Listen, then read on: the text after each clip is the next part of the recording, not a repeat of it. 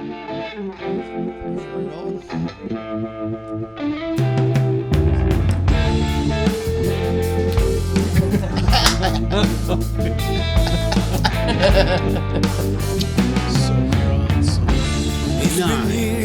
Yes, 9. Song 9, This Reality.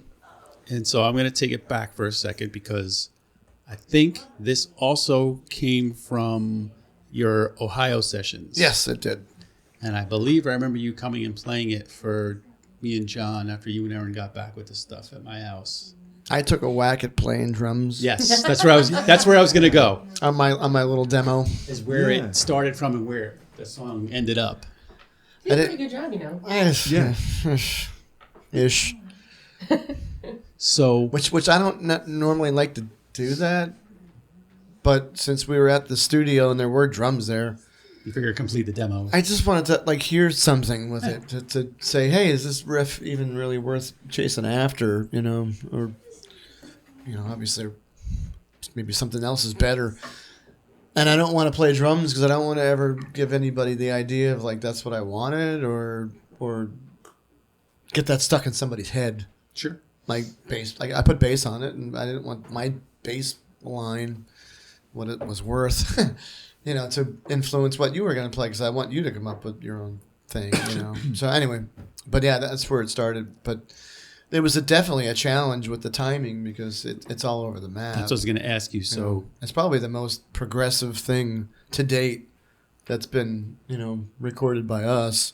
Was that as far as conscious thing to do the odd meter, or is it wasn't. just that's the riff felt like that and that's how you played it? Yeah, and then after I had put drums to it, I counted it out to figure out what the heck was going on with my thought process, realizing that it was all, it was an odd meter. Mm-hmm. So then that eventually shifted when it came time to sing over it. Yeah, and I think, I had come to your house and we played with it at some point because I was like, man, I really like this riff, but I don't know what the chorus should be. It doesn't. How are you going to sing over that? And why would you want to? Yeah.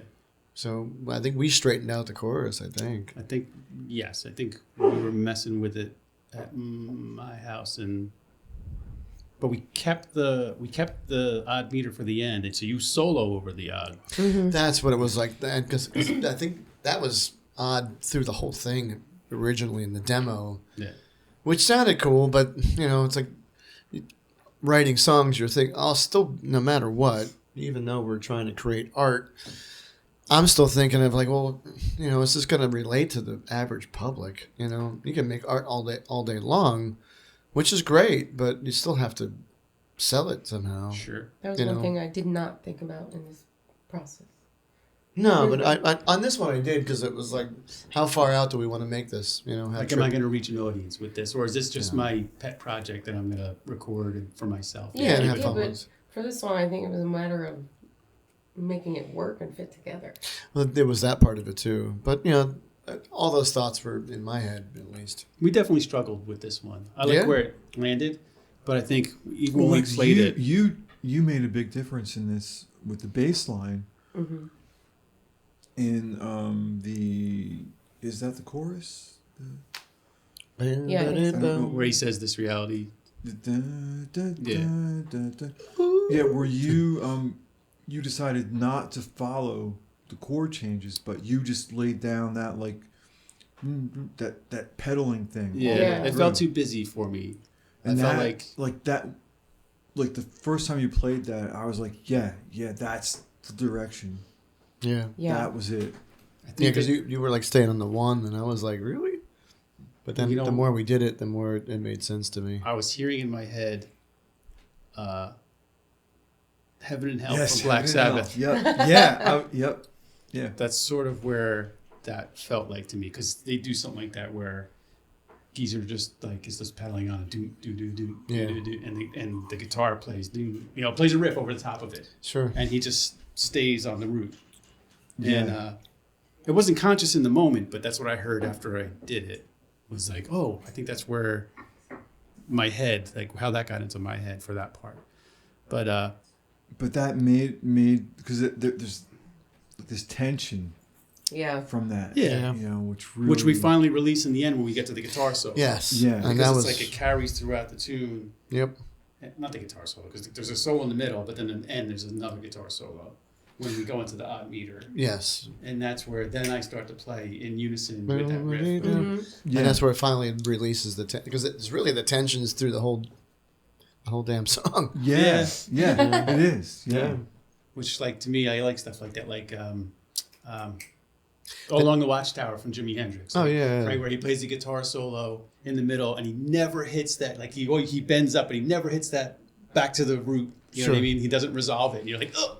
Yep. And you wait till the very end of the song, and then he just hits the, you know what I mean, and like carries it out, and it's just like so satisfying when you awesome. finally, like, he releases that tension. You know? Yeah. Like, oh, Yeah. there it is, you know? I love when we play it live too, watching the audience, because they're kind of they're in it, and then they're like they're skipping, and you know, Yeah, it's like wait a record minute. skipping for 1, them. 2, 3, 4, and and one, but I then can't watch the audience because I'm just trying to like play the part. Yeah.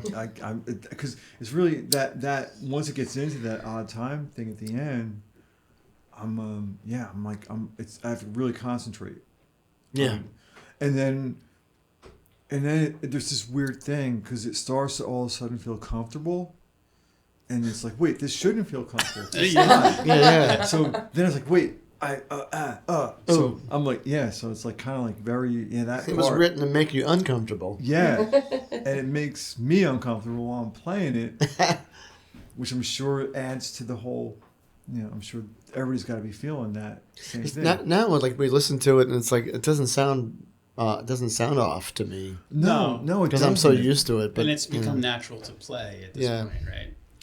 But does the lyric lend itself then to that feel? I know the answer, but I would think so. Yeah, I mean the words were kind of left over from other thoughts of the song December Gray from Brotherhood, and I even reference December Gray in the song because I thought I forget what band did that. Was it Pink Floyd or somebody did that where they referenced another? I think Zeppelin even did.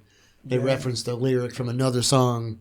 Sure. So it was sort of like a continuation, but it's not. You know, and that's kind of really what Rush did that too. Well, from album to album, Cygnus X1 ends one album and then starts the next, and they have.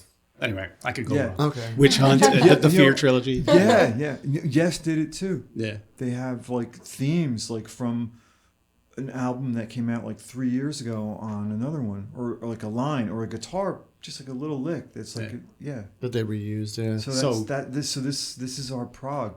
Yeah, it was. Our prog So song. from Brotherhood, that was a conscious thing. Yeah. I feel like this song is kind of like closure for a part of your life. Sure, and tied to December Gray too. Right. Because I honestly, I think on that record, that's probably my favorite composition I've written. Okay. Musically speaking. So this was sort of a conclusion to that. Yeah. And I also wanted to make it a little bit more trippy with the Univibe effect pedal that I used on the song. You know, that thing's just an ancient piece of Japanese history, really, from 1969, and it's also a big conductor for radio stations. Yeah. And Joe's studio in Long Branch is close to a radio station, and it was picking up the radio stations like you wouldn't believe. And that was the only take that we managed to get of the beginning of it. That you didn't notice it as much. It is there if you really listen to it. You'll hear it. Little Easter egg if someone wants to really listen closely. Yep. So, what are they talking about in the background? I have no idea, but it's just like, oh my God, it's an antenna for RF radio frequencies. Yeah. I gotta listen close on that recording now. Yeah, me too. Yeah. I'm not sure I heard that part. It also does a weird thing with for guitar players out there. It does a weird thing with the impedance of the input of your amp, that particular pedal, and it doesn't really play all that nicely with the train wreck, but it does work. And that was, you can hear it's a little bit more, the overdrive is a little bit more grittier on that song, and that's the reason why. It's the Univibe going into the input of the train wreck. So did you have to change amps at all because I know you brought multiple heads. I did. I brought a bunch of heads and a bunch of the 4 train wrecks I have, but I only used 2 of them. I used the Express and I used the Rocket. And that was it. I never got to the other the Liverpool or the other Express. But I brought them, and I also brought an old Echoplex that I never used either, which I kind of wish I put it on something, but it's okay. Next time. Next album. Next record. Yeah. We've got some songwriting to do To for the do. next record. Yes, we do. Yes. Back to work. But to wrap up this reality, then backup vocals, there's another reason Oh, go for it. that it's really tough to play that song live. which is Really? Yeah. We're going down this. We're going to divulge this laughter on stage that people see us laughing because we have an inside joke with part of it. Yeah, it's that for A Mighty Wind. There's a scene where it's really it's silly. If you it's hard to explain. I but know. There's, Well, but relating to that, like there's the background vocals. what Aaron and Leon came up with, which is holding that note, was like, because you tried a bunch of different things to make something stick with that chorus, because it's like, what do you do with it? You know, with the Well, that was the one thing I always wanted to do. oh really? Okay. That one note throughout that whole. Well, and that was great. I wonder if that's what made me do the bass staying on. Maybe. Because I did put it on the demo. I sang that note. I was like, I think there just needs to be a steady note. Because you're doing all of that. It's a busy yeah, so I rap, was like, yeah. I need to just sing this note the So I whole wonder time. if I heard that from you, and that's what made me do what I do on the bass, where I just stick to the root. I don't know. So yeah, John's reference was to A Mighty Wind. There's a scene where everybody's humming for Dad, and there's this So that's what we think of when When I sing my note. yeah, when she sings her note. And we can't make eye contact with each other because we'll just bust out laughing. Yeah, but if it's Aaron and Leon together, it's different. Not so. But if it's just Aaron, the Forget one it. note, the one voice, It's so bad that I don't do it at rehearsal. It'll make us laugh. It's all good. Okay. So That's it. I think that wraps up this reality. Yeah, man.